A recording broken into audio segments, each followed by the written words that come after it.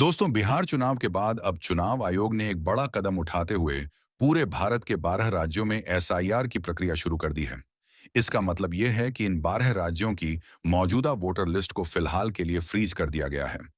अब अगली और नई वोटर लिस्ट 7 फरवरी 2026 को जारी की जाएगी। और अगर आप चाहते हैं कि उस नई वोटर लिस्ट में आपका नाम मौजूद रहे, तो इसके लिए सबसे पहले आपको अपनी भारतीय नागरिकता साबित करनी होगी। यही बात इस वक्त भारत के मुसलमानों के दिलों में खौफ और बेचैनी पैदा कर रही है। हर मुसलमान इस सोच में पड़ गया है कि आखिर वह अपनी नागरिकता को कैसे साबित करें, इसके लिए कौन कौन से दस्तावेज देने होंगे। और सबसे बड़ा सवाल, अगर उनका नाम नई वोटर लिस्ट में शामिल नहीं हुआ, तो क्या उन्हें इस देश का नागरिक नहीं माना जाएगा? क्या उन्हें भारत से बाहर निकालने जैसी कोई स्थिति पैदा हो सकती है? आज के इस वीडियो में हम इन सभी सवालों का एक एक करके जवाब देने वाले हैं।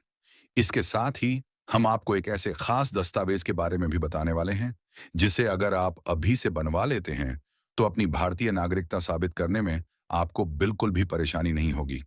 यानी नई वोटर लिस्ट में आपका नाम शामिल कराने में कोई मुश्किल आने वाली नहीं है।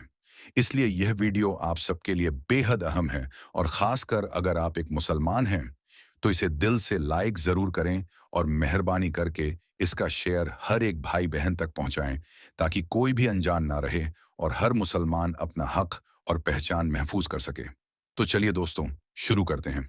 दोस्तों, जैसा कि आप सभी को मालूम होगा कि इस वक्त भारत के 12 राज्यों में चुनाव आयोग द्वारा एसआईआर करवाया जा रहा है। चुनाव आयोग का कहना है कि यह एसआईआर इसलिए करवाया जा रहा है ताकि इसके जरिए से वोटर लिस्ट को साफ सुथरा बनाया जा सके। इसके साथ ही चुनाव आयोग का यह भी कहना है कि इस वक्त वोटर लिस्ट में बहुत सारे नाम ऐसे भी जुड़े हुए हैं जो इस दुनिया से जा चुके हैं, और बहुत सारे नाम ऐसे भी हैं जो वोटर लिस्ट में दो जगहों पर भी जुड़े हुए हैं। एक जगह गांव में और एक जगह शहर में जुड़े हुए हैं। इसके अलावा बहुत सारे लोग ऐसे भी हैं जो गलत तरीके से भारत में घुस आए हैं। यानी कि बहुत सारी घुसपैठियां भी ऐसे हैं जिनके नाम भी वोट लिस्ट में जुड़ चुके हैं। अब इन तमाम नामों को सही करने के लिए और वोटर लिस्ट को सही करने के लिए यह एसआईआर करवाया जा रहा है, ताकि जो देश का असली नागरिक है, सिर्फ उसका ही नाम वोटर लिस्ट में आए और सिर्फ उसको वोट देने का अधिकार हो सके। बस इसी बात को देखते हुए अब मुसलमानों को इस बात का डर सता रहा है कि नई वोटर लिस्ट में अपना नाम शामिल करवाने के लिए हमें कौन कौन से दस्तावेज देने पड़ेंगे, और साथ ही इस बात का भी डर सता रहा है कि अगर हमारा नाम वोटर लिस्ट में नहीं आया, तो क्या फिर हमें इस देश का नागरिक नहीं माना जाएगा, या फिर हमें इस देश से बाहर निकाल दिया जाएगा? ये तमाम सवाल इस वक्त मुसलमानों के दिलों में उठ रहे हैं। दोस्तों, इसे लेकर सबसे पहले तो हम आपको यह बता दें कि अगर आपके माँ बाप का नाम या फिर आपके घर के किसी भी सदस्य का नाम 2003 की एसआईआर में शामिल था, तो फिर आपको डरने और घबराने की बिल्कुल भी जरूरत नहीं है। दरअसल आखिरी बार जो एसआईआर करवाया गया था, वह 2003 से लेकर 2004 के बीच में हुआ था। तब से लेकर अब तक हमारे देश भारत में एसआईआर नहीं हुआ है। तो अब जिन लोगों का नाम 2003 की वोटर लिस्ट में शामिल था, तो उनको घबराने की बिल्कुल भी जरूरत नहीं है। उनको इस देश का पक्का नागरिक माना जाएगा।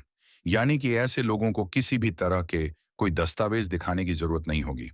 दोस्तों, अब बात आती है कि जिन लोगों का जन्म 1 जुलाई 1987 से 2004 के बीच में हुआ है, ऐसे लोगों को कौन कौन से दस्तावेज देने होंगे।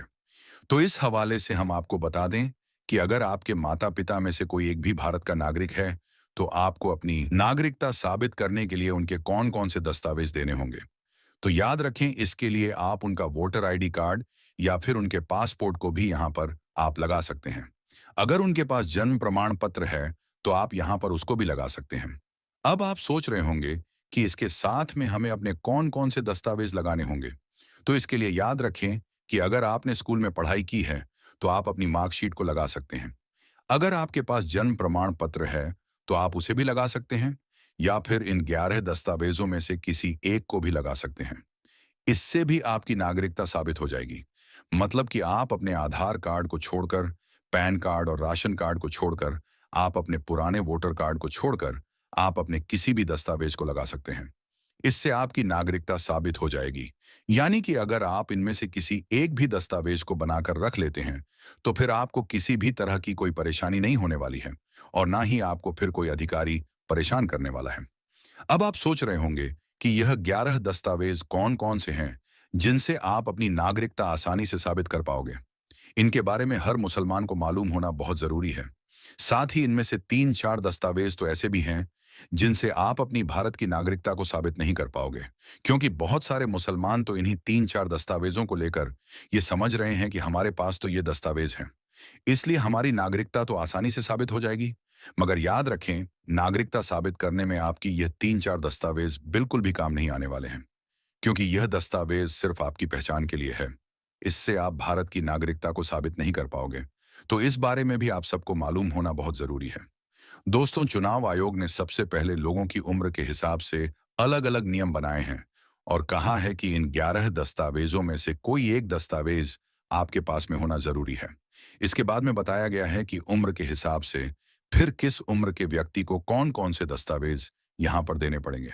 चलिए सबसे पहले आपको बताते हैं कि 1987 से पहले जन्म लेने वाले लोगों को कौन-कौन से दस्तावेज देने होंगे। फिर आपको बाकी की उम्र के लोगों के दस्तावेज के बारे में भी बताएंगे। तो इस हवाले से हम आपको बता दें कि जिन लोगों का जन्म 1987 से पहले हुआ है, उनको सिर्फ अपने ही दस्तावेज देने होंगे, ना कि अपने माता-पिता के। तो अब बात आती है कि ऐसे लोगों को अपने कौन-कौन से दस्तावेज देने होंगे। दोस्तों याद रखें, इनमें जो सबसे मेन दस्तावेज है वह है आपका जन्म प्रमाण पत्र। अगर आपने यह पहले से बनाकर रखा है, तो फिर आप सिर्फ इस एक दस्तावेज से आसानी से अपनी नागरिकता को साबित कर पाओगे। यानी कि इसके बाद आपको किसी और दस्तावेज को देने की जरूरत नहीं होगी।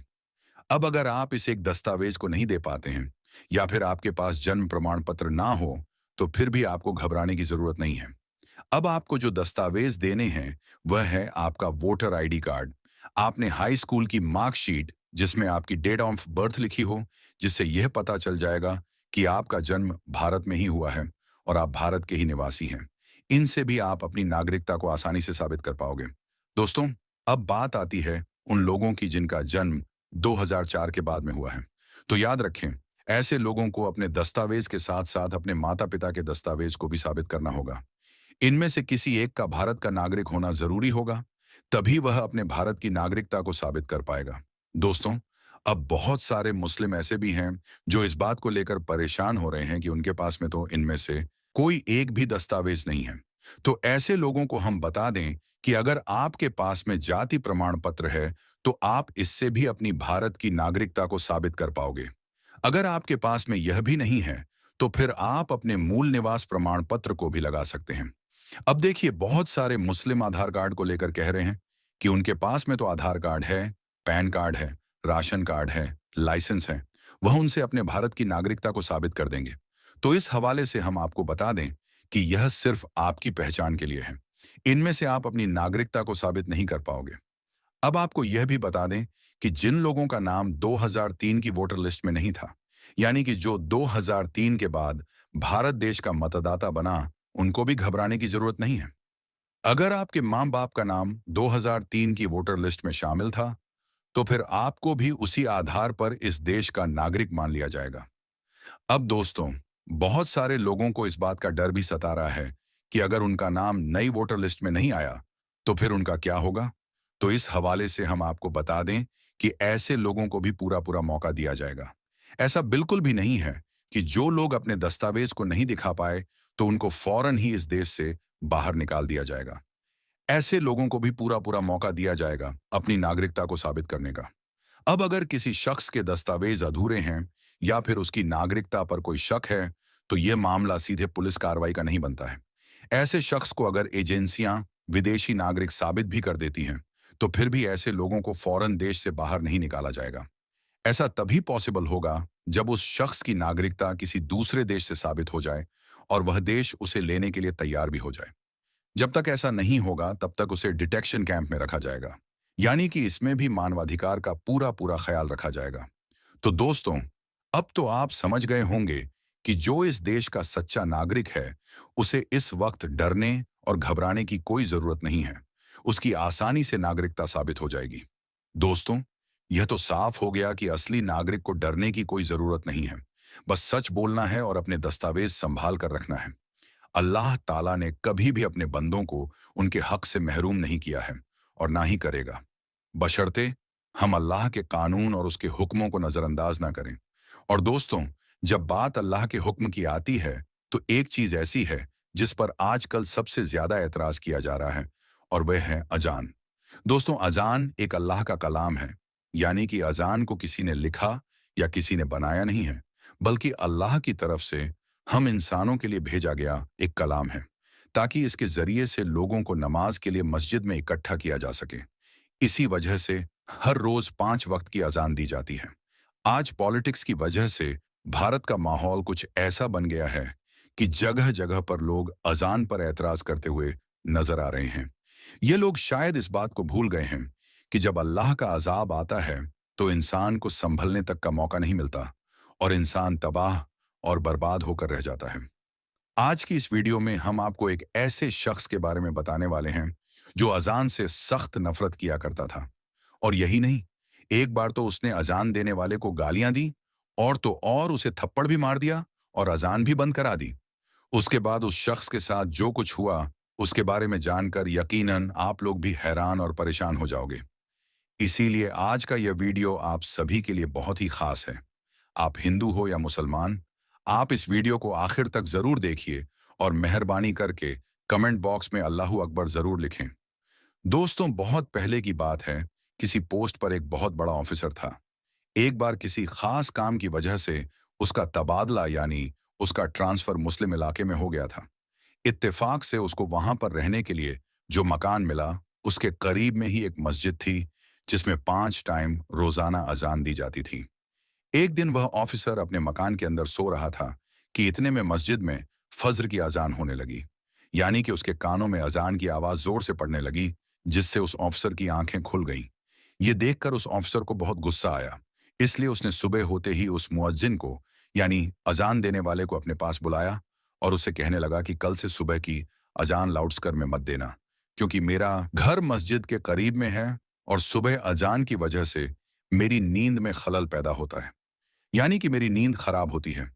यह सुनकर अजान देने वाले मुअज्जिन ने कहा कि साहब, यह तो अल्लाह का कलाम है, इसको सुनकर तो सुबह सुबह दिल को सुकून पहुंचना चाहिए, और अगर मैं सुबह सुबह लाउडस्पीकर में अजान ना दूंगा तो जो बूढ़े बुजुर्ग लोग हैं उनकी आंखें कैसे खुलेगी।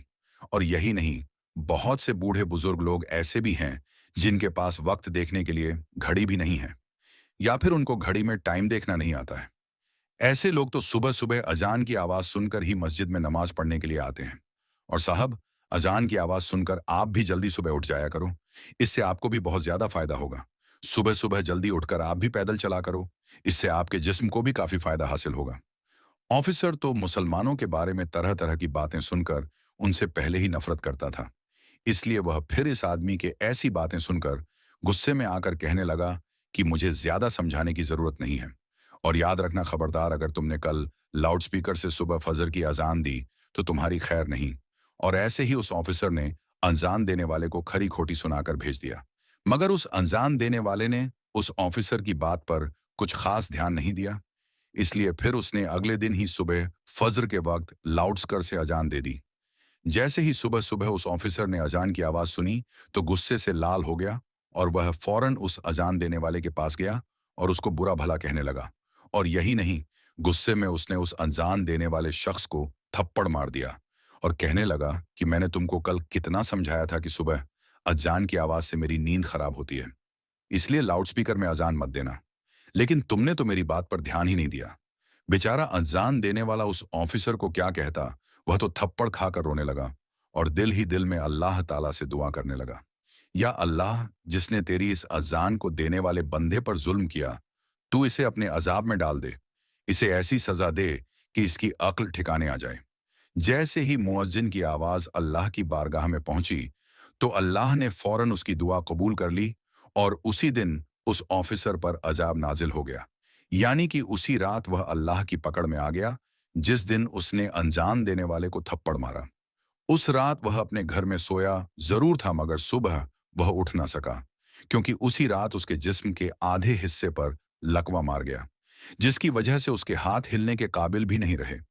उसके बाद उस ऑफिसर का काफी इलाज करवाया गया, मगर उसका वह मर्ज ठीक ना हो सका। यह देखकर दफ्तर वालों ने उसे नौकरी से भी निकाल दिया। अब उसके घर में जो मोटी रकम आती थी वह भी आना बंद हो गई थी। अब घर में पड़ा पड़ा अपनी बीवी को परेशान करने लगा और लड़ाई झगड़ा करने लगा। उसकी बेचारी बीवी उसकी खिदमत करती थी, उसे अपने हाथों से खाना खिलाती थी, उसके कपड़े बदलती थी, यानी कि हर तरह से उसकी देखभाल करती थी, और इसके बदले में उसकी बीवी को गालियां ही सुनने को मिलती थी। इसी तरह से कुछ दिनों के बाद उसकी बीवी भी उससे तंग आ गई, और एक दिन उसकी बीवी ने अपने भाई को फोन कर दिया और कहने लगी, भैया मैं इस इंसान से तंग आ चुकी हूं। ने सोचा कि इस बीमार भाई के चक्कर में मेरी जिंदगी बर्बाद हो जाएगी, इसीलिए क्यों ना इसी भाई को यहां से हटा दिया जाएगा। इसीलिए फिर उसने अपने बेटों के साथ मिलकर गुस्से में अपने भाई की चारपाई उठाई और उसको ले जाकर सड़क के किनारे पर रख दिया। दोस्तों, उस वक्त सख्त गर्मी का मौसम था, इसीलिए थोड़ी ही देर में वह सूरज की गर्मी में तपने लगा और उसको पसीना आने लगा। अब उसे जोरों की प्यास भी लग चुकी थी। सुबह से उसने कुछ खाया पिया भी नहीं था। अब ऑफिसर अपनी चारपाई पर पड़े पड़े रो रहा था और कराह रहा था और कह रहा था कि कोई तो मेरी मदद करो, कोई तो मुझे पानी पिला दो, कोई मुझे खाना खिला दो।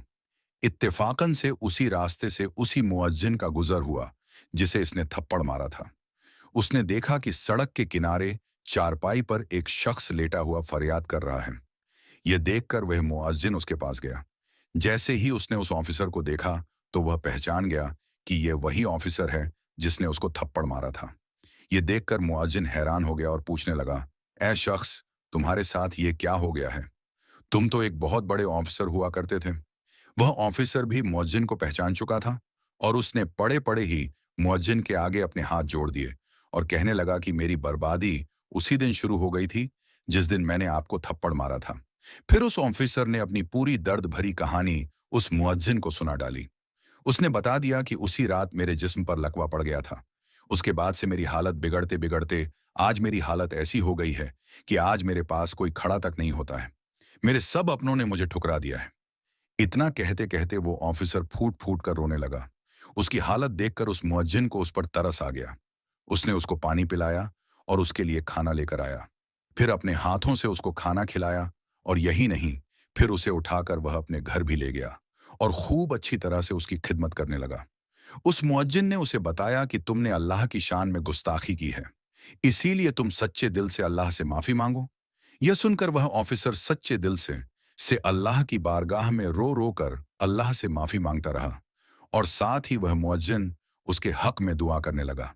अल्लाह ने फौरन उनकी दुआ को कबूल फरमाया और कुछ ही दिनों की खिदमत के अंदर ऑफिसर पूरी तरह से ठीक हो गया और वह उठकर चलने फिरने लगा। सुभान अल्लाह। तो दोस्तों, याद रखें, जो कोई जिस मजलूम पर जुल्म करता है उस पर फिर इसी तरह से अल्लाह का अजाब उतरता है। बाज मर्तबा इंसान अपनी औकात को भूल जाता है। आज हमारे पास वक्त है सही मायने में इंसान बनने का, अपनी औकात को याद करने का। हदीस पाक में आता है, हुजूर पाक सल्लल्लाहु अलैहि वसल्लम ने फरमाया है, ए औरतों, जब तुम बिलाल का अजान व इकामत कहते सुनो तो जिस तरह वह कहता है तुम भी कहो। अल्लाह तुम्हारे लिए हर कलमे के बदले 1,00,000 नेकियां लिखेगा और 1,000 दर्जात बुलंद फरमाएगा और 1,000 गुनाह मिटा देगा। यह सुनकर ख्वातीन हजरात अर्ज करने लगी, या रसूल अल्लाह सल्लल्लाहु अलैहि वसल्लम, ये तो सिर्फ औरतों के लिए है, मर्दों के लिए क्या है? तो आप सल्लल्लाहु अलैहि वसल्लम ने फरमाया कि मर्दों के लिए यह दुगना है। तो दोस्तों, आज की इस वीडियो में बस इतना ही। हम मिलेंगे आपको अगली वीडियो में। तब तक के लिए अल्लाह हाफिज।